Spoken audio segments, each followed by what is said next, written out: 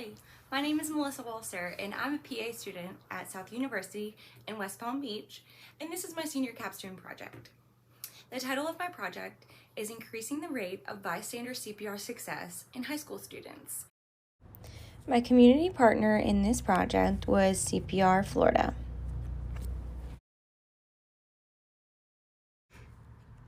And my target audience for this project is lots of people. Students, teachers, parents, and lastly, healthcare workers. And lastly, my capstone advisor for my project is Mrs. Kimberly Dawkins. Thanks for all your help.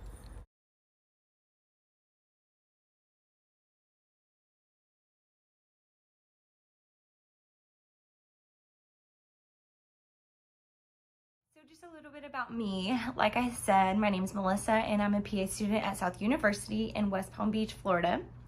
I am currently in my rotation year of PA school. So PA school at our program at South is 27 months long. The first year is didactic. So that's when you're in the classroom and learning about all the things that we need to learn. And then the second year, some people call the fun year, is rotations. And that's when we rotate through different specialties in the community. And we use everything that we've learned in didactic and we use it with real patients. So rotations are definitely fun. This is my 4th rotation so far of 8. And so far, the thing that I have loved the most is you go into rotations and you get all that experience with real people. And it really just reminds us that, this is why we started on this journey 17 months ago, was to learn all these things in order to help real people.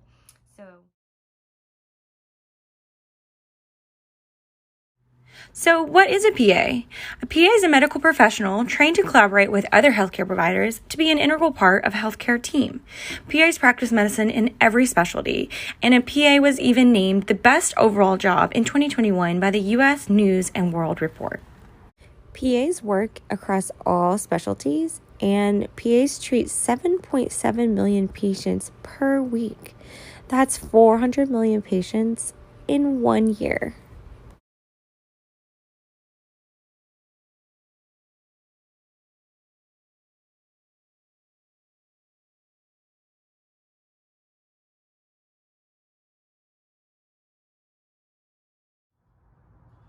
The topic I chose to present for my capstone project is increasing the rates of bystander CPR success in high school students.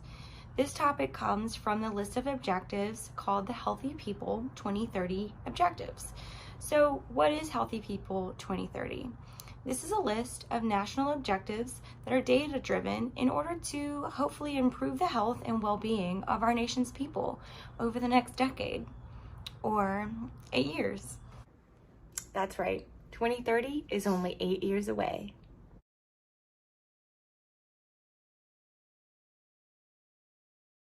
So, what is Healthy People 2030 all about?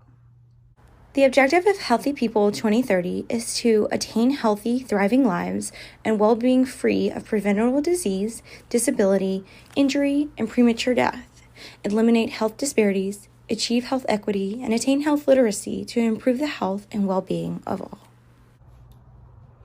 So my topic focuses on increasing the rate of bystander CPR success, which basically means if someone is out in the community and they witness someone else having a cardiac event, that they will be trained to administer CPR and hopefully save that person's life. So this topic fell under the heart disease and stroke objectives for Healthy People 2030. So I thought for my project, a way that we can achieve this goal of having more people that are trained in CPR and thus available to help someone would be to target a population that covers a great deal of the community. So focusing on high school students is a way to achieve that, because high school students may congregate all in the same school, but they all go home to different homes and they all do different activities and go to different parts of the city. And so that can lead to them being able to cover such a wide surface area. The goal of this presentation is to explain how life-changing bystander CPR can be. And if we target high schoolers as a population, we can substantially increase the cardiac arrest survivability rates in our communities. According to the United States Census for Florida in 2021, approximately 19.7% of the total population was under the age of 18. So that's a lot of people.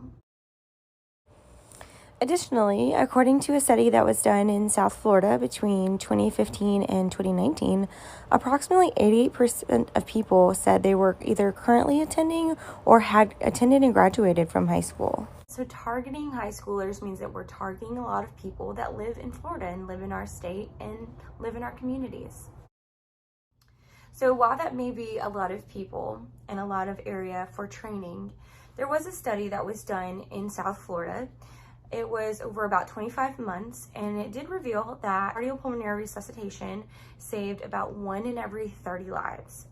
That's really great, but the data also showed that areas that had higher populations of high school age students versus areas with less high school age students, those areas with more high school students, those had lower survival rates.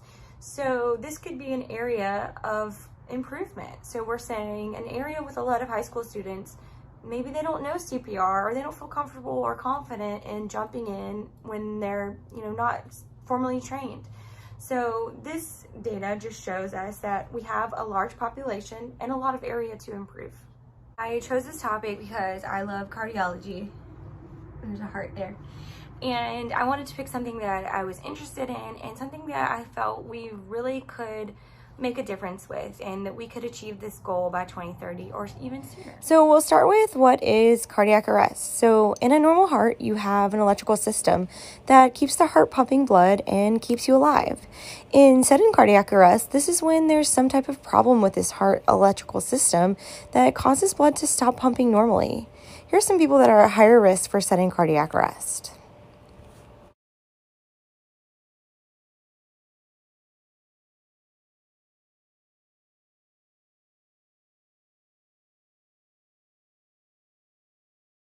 So sudden cardiac arrest is anything that happens when there's an abrupt loss of cardiac function. So this is what you see in the movies when the person grabs their chest and then they fall to the ground. So sudden cardiac arrest can occur for a lot of different reasons. You could have a life-threatening cardiac arrhythmia. You could have an abrupt loss of myocardial pump function. So something happens where your heart's not getting the oxygen it needed. So maybe a myocardial infarction. You could also have a congenital issue going on, like hypertrophic cardiomyopathy, where this happens a lot in young people, where they a lot of times are playing sports, all of a sudden due to a cardiac malformation in the heart that they might not even be aware of, it causes sudden cardiac arrest, causes them to grab their chest, drop to the ground. And at that point, they're in an emergency situation. So one thing that is important to point out is that cardiac arrest is not the same as a heart attack. So as the picture shows, cardiac arrest is something that has to do with the electrical system that I was saying before, whereas a heart attack is going to be something that's directly related to the circulation. So that's when your arteries get blocked by cholesterol or some kind of blood clot and causes a circulation problem, which causes a heart attack.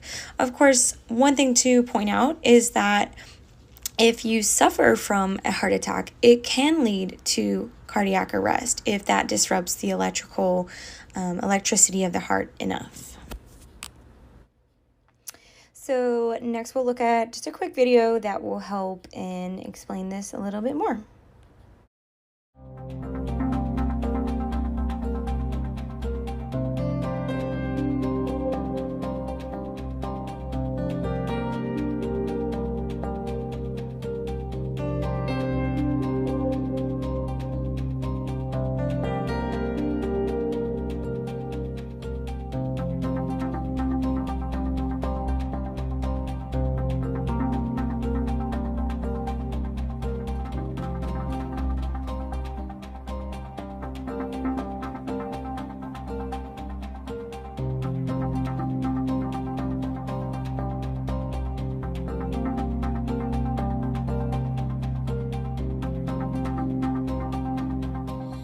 most of these sudden cardiac events or cardiac arrests are going to occur outside of the hospital. Nobody plans on when these are going to happen, so they happen at home or at the gym, at the pool. Whatever people are out doing is usually the places where these sudden cardiac arrests occur. So where does CPR come into play here? So since most of these events are happening just out in public, bystander CPR is extremely vital in being the bridge in between someone's cardiac event and hopefully having them survive from that event. So with CPR, we're doing chest compressions and rescue breaths. The chest compressions are going to act like the heart to pump blood, and the rescue breaths, if needed, are going to allow oxygen to be supplied to the heart and to all the vital organs, especially the brain, so that the brain continues to function. So CPR is extremely vital. Both chest compressions and the rescue breaths are crucial and critical in saving someone's life. And furthermore, CPR can also allow you time to get a defibrillator or for emergency medical staff to arrive. So the time in between cardiac arrest and if that person is going to survive or not truly depends on who they're around and if that person knows CPR. So according to the American Heart Association, in 1 year alone, there were approximately 350,000 Americans that died from cardiac arrest. So that's a huge number. So globally, this is going to claim more lives than colorectal cancer, breast cancer, prostate cancer, the flu, pneumonia, car accidents, HIV, guns, and house fires combined. So that is a huge, huge number.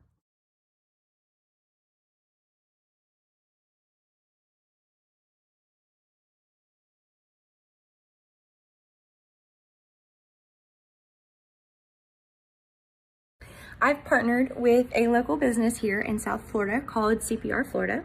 So we are gonna head over there, observe a CPR class in action, and talk to some of the staff over there to get their opinion on how important is CPR and how can we improve our CPR success rates through high schoolers. Let's go.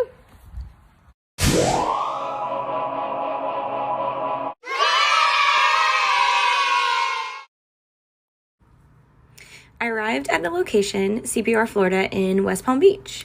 The business offers lots of different locations, all the way from West Palm Beach to Pompano, Coral Springs, and even all the way in Miami. So I came in the room, and first I met with Sean at check-in, and then I met Kurt, who was a paramedic firefighter who teaches the class. To say that these two are characters is an understatement. We were having fun before class even started. So the class started and focused on the critical steps in performing CPR, including the use of the AED. So after CPR, we also learned about what to do when someone's choking, whether it's an adult, a child, or even what to do if someone who's pregnant is choking.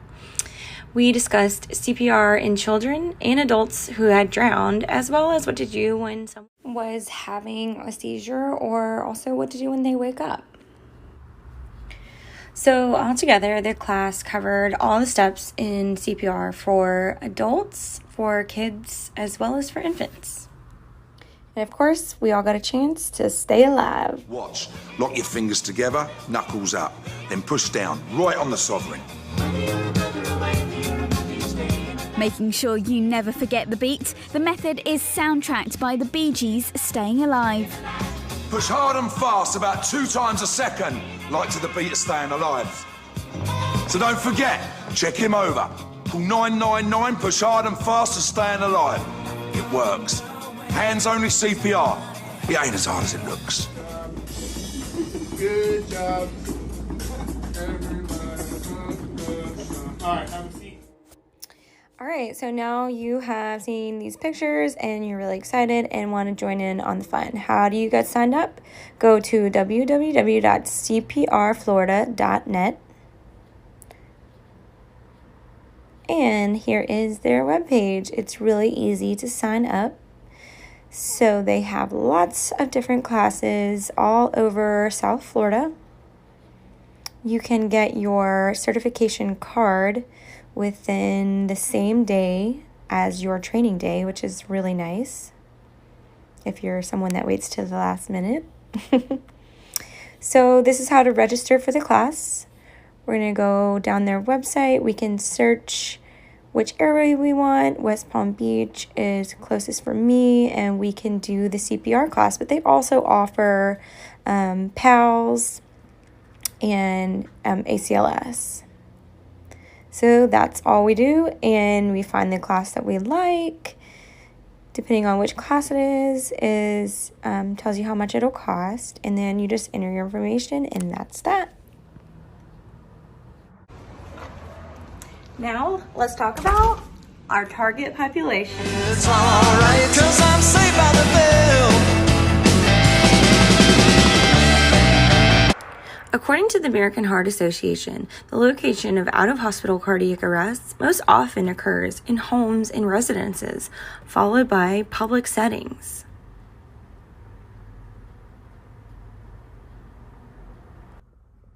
So just how much of an impact can CPR training in high schools really make? So as we said before, most of the sudden cardiac arrest events happen outside of the hospital, primarily in homes or residences. So according to the American Heart Association, about 70% are in homes and the other 30% are in public settings. So let's just take one example of a couple friends in one friend group in high school and see, just based on their daily lives and weekly activities, how many people and places that they can reach in their communities. For example, Maria may live in Boynton Beach, but she takes dance classes in Delray. And Michael goes to Miami on the weekends to surf with his friends. And then Katie, she has a weekend job in West Palm Beach babysitting, and she likes to take the kids to Jupiter to build sandcastles. So just within a small group of people, such a large surface area can be covered.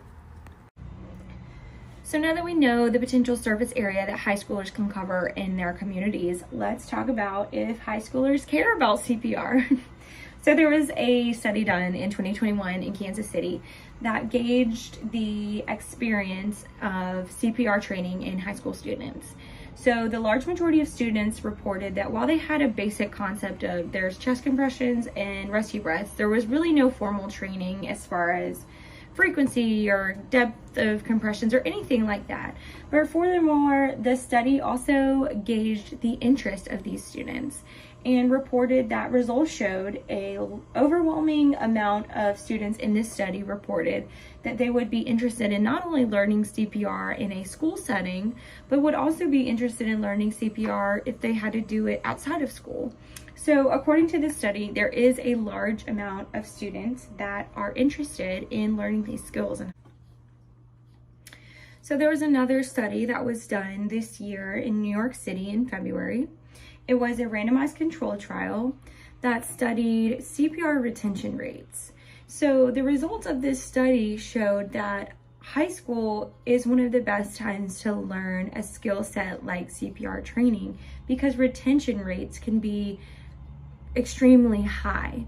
So this article proposed that if a child or if a teenager starts to learn CPR in the 9th grade and it is repeated yearly until graduation of high school, that the rate of retention is going to be extremely higher than someone who may just receive CPR training once and never really use it.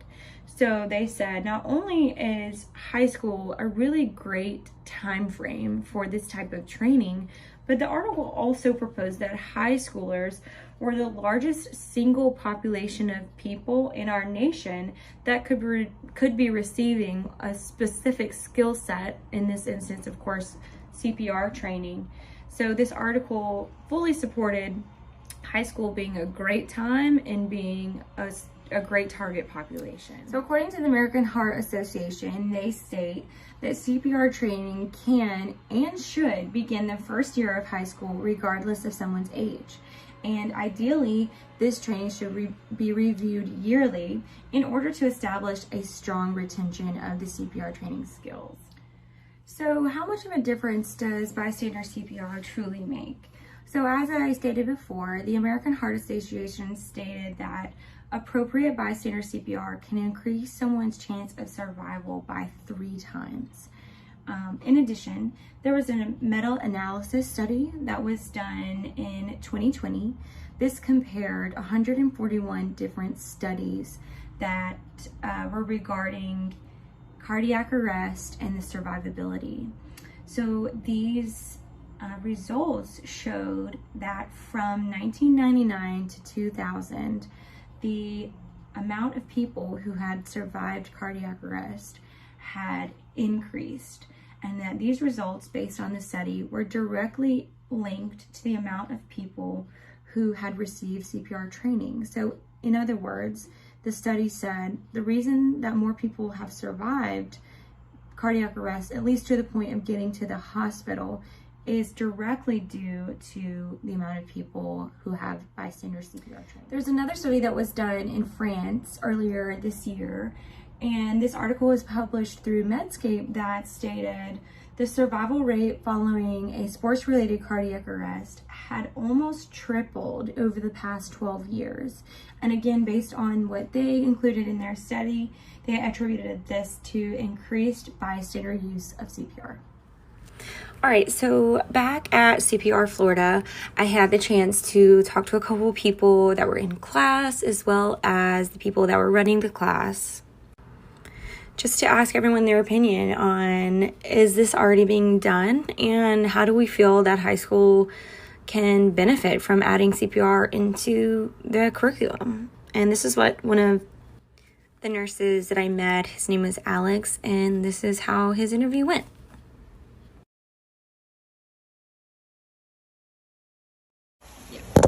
All right, so you are taking CPR, you said, for nursing. Correct, yes. Yeah. So what do you think is the importance of people learning CPR? Well, it gives you a perspective, and it gives you an idea what to do in a case of an emergency. Mm-hmm. You can save a life, you can save a child or an adult. Yeah. With the CPR knowledge. Absolutely. How do you feel about high schoolers getting trained in CPR? Do you think that could be beneficial? I highly suggest they do it. Yes, absolutely. Yes. Oh, yes. So there's been some research that I did that showed if kids or teenagers started CPR training in 9th grade and then had to repeat it every year, that they would be able to retain a lot more of it. So if they were in like an emergency situation, they would be more confident. Right. Do you think that has like a lot of merit to it? Yes. And also, if they're planning on going into the medical field, that's always a plus. Yes, absolutely. So I highly agree that they should start 9th graders, and from 9 up, I think it's beneficial for them. Absolutely. So Florida has passed a bill to provide CPR training to high schoolers, but right now it's not mandatory, but hopefully we're trending in that direction, just because all of the data that shows the amount of people who survive like a cardiac arrest, it's really dependent on who is around them when it happens. All right, so in addition to talking with Alex, I also got to speak with Kurt and Sean. Kurt was the one that taught our class today. So we talked about, what is the deal with CPR in high schools. And this is fortunately something that they are already implementing. They said that they actually just got done with the entire Martin County High School District, which made up about, I believe they said 20 different high schools. And they said the way it works is they set up in a gym, and they were there for 7 hours and had just groups and groups and groups of people coming through, learning CPR basics. The class itself lasted about an hour. And if the kids chose to become officially BLS certified, they would get an official certification card in the mail after the training. So this is something that they're very excited about. They're really excited to be a part of this, and they think, this is a great topic, something very attainable. They said their next goal will be to start tackling the Palm Beach County high schools, and I learned there's about 148 of those, so it might take more than just one day, but they are excited about teaching high schoolers. And when I asked them about how it's different to take an online class versus in person, and both of them said there's really no match for the in-person class. And I can agree. I sat through Kurt's class today, and he's hilarious. He's very thorough. And, you know, when you're in person, you just get a different experience. And we're talking about life-saving efforts and skills here. So this is, you know, really important stuff. One thing that I really liked that Sean said when I asked him about virtual is he said, if you went and bought a new motorcycle and then went online to a virtual training program on how to ride it, chances are when you go to actually do it, someone may lose their life, which is really relevant to CPR training as well. If you aren't properly trained, then someone could definitely lose their life. So another thing that I asked them about was, I said that my research said that learning CPR during high school is one of the best times, just because you're able to repeat it and refresh it before you graduate. And they agreed that really that any time is a great time to learn CPR, but that high school is a really, really great opportunity because you can learn it one year and then the next year have a refresher, which, you know, I learned or was reminded of today that it's never a bad time to have a little bit of a BLS refresher. But they agreed that high school is a really, really great opportunity. So in conclusion, where do we stand right now with the CPR success, and how do we aim to achieve the goal by 2030 for increased bystander CPR success? So there was a bill in Florida that was passed. It was called the First Aid Training in Public Schools, and it was signed by the governor in July of 2021, which mandated that schools must offer a CPR program to their students. So while this is a huge step in the right direction, most or many high schools have not implemented this as something that is mandatory for graduation quite yet. So we are definitely trending in the right direction, a great first step, but still work to be done. So there was an article that was published in regards to passage of this bill, and it was discussing potential constraints. So what will be hard for this to become something that may be mandated and mandatory for graduation? One of the constraints was paying for the class. So the instructor has to come and they have to be paid. There's equipment, you have to get a card, you know, certain things that cost money. So what do we do to pay for it in maybe a student who can't afford it? Another constraint was finding appropriate time in a school schedule. And then lastly is the idea of teaching CPR virtually. So some solutions have been proposed, some things that I came up with in regards to the funding. I think having fundraisers would absolutely be a really great way to pay for a CPR class. Each class, freshmen, juniors, seniors, sophomores, they could all have a fundraiser, maybe by homeroom class or something, to raise money for being able to have this CPR class. In regards to appropriate time, I believe this could be implemented as part of maybe like a physical education class, or just fit into a place where it feels more necessary. And as far as the CPR virtual goes, so I did find an article that was recently published by JAMA Cardiology. It was published in February of this year, and basically it discusses the results of a trial that was done in which virtual CPR was compared to someone who was trained in person. And the results showed that the person who was trained in person had much better compression depth, much better rate control, and just overall they had much better formal training. So this is a really popular subject right now and very important to this topic because we're in the age of COVID, and there are a lot of schools who may be hybrid, half virtual, half on campus. So this will be a challenge moving forward to say, studies have shown that the in-person training is more valuable than virtual because, this is life-saving information. So it's important to learn in person. So those are just a few of the challenges that we may face when trying to increase the amount of bystander CPR success and achieve these goals by 2030. So who can get involved and where do we go from here? So students can get involved.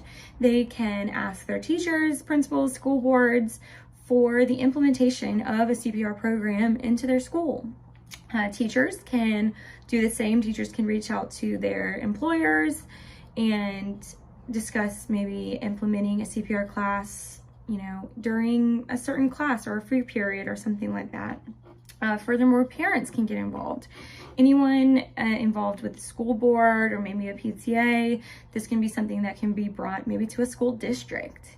And in addition to that, a CPR program themselves can reach out to schools and say, this is what we offer and this is how long it takes and these are our success rates and here's the data that shows how important this is.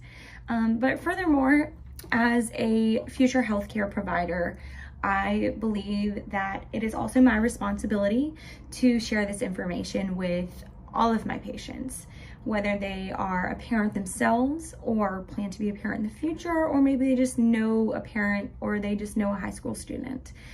It will be my goal to help spread awareness and spread information, yes, specifically to high school students because it's a great population, but also to anyone. Ultimately the goal for 2030 is to increase the rate of bystander CPR, and my role as a provider in healthcare that I can definitely help make that goal a reality.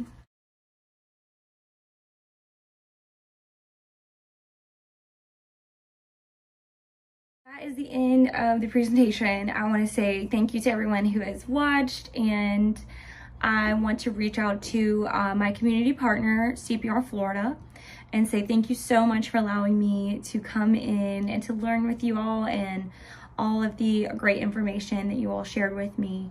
I will be sure to link in the description of the video the website for CPR Florida, which can give you all the information on how to sign up. It's a very easy process and everyone over there is extremely friendly. So thank you to my community partner and thank you for watching.